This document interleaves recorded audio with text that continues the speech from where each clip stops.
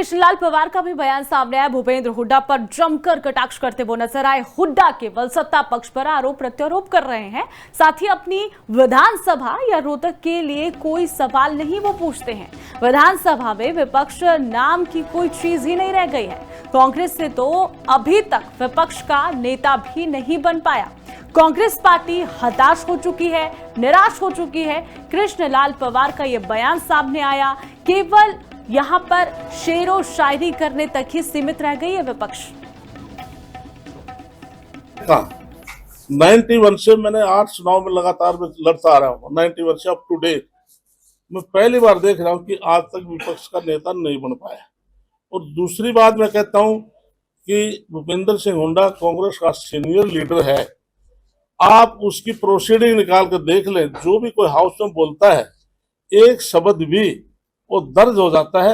आजकल अपने विधानसभा क्षेत्र के लिए या रोहतक के लिए कोई एक शब्द भी भूपेंद्र सिंह हुड्डा ने आज तक कोई शब्द बोला हो, केवल विपक्ष की बुराई के लाए उसके पास कोई दूसरा शब्द नहीं है। तो शादी तक रह गए विपक्ष, और तो उनके वो अभी सदमे में है, क्योंकि जिस प्रकार से केंद्र में तीसरी बार नरेंद्र मोदी के नेतृत्व में सरकार आई, फिर हरियाणा में नायब सैनी के नेतृत्व में तीसरी बार सरकार आई, और जो 11 साल से लगातार एक कैंसर की बीमारी जो दिल्ली के अंदर थी, उसका असर दिल्ली पर पड़ा।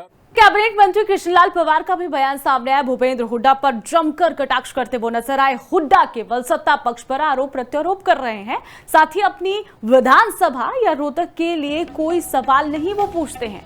विधानसभा में विपक्ष नाम की कोई चीज ही नहीं रह गई है। कांग्रेस से तो अभी तक विपक्ष का नेता भी नहीं बन पाया। कांग्रेस पार्टी हताश हो चुकी है, निराश हो चुकी है। कृष्णलाल पवार का यह बयान सामने आया। केवल यहां पर शेरो शायरी करने तक ही सीमित रह गई है विपक्ष। 91 से मैंने 8 चुनाव में लगातार लड़ता आ रहा हूँ। 91 से अप टू डेट मैं पहली बार देख रहा हूँ कि आज तक विपक्ष का नेता नहीं बन पाया। और दूसरी बात मैं कहता हूँ कि भूपेंद्र सिंह हुड्डा कांग्रेस का सीनियर लीडर है।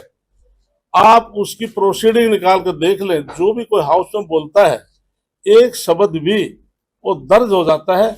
आजकल अपने विधानसभा क्षेत्र के लिए या रोहतक के लिए कोई एक शब्द भी भूपेंद्र सिंह हुड्डा ने आज तक कोई शब्द बोला हो, केवल विपक्ष की बुराई के लाए उसके पास कोई दूसरा शब्द नहीं है। तो शादी तक रह गए विपक्ष, और तो उनके वो अभी सदमे में है, क्योंकि जिस प्रकार से केंद्र में तीसरी बार नरेंद्र मोदी के नेतृत्व में सरकार आई, फिर हरियाणा में नायब सैनी के नेतृत्व में तीसरी बार सरकार आई, और जो 11 साल से लगातार एक कैंसर की बीमारी जो दिल्ली के अंदर थी, उसका असर दिल्ली पर पड़ा।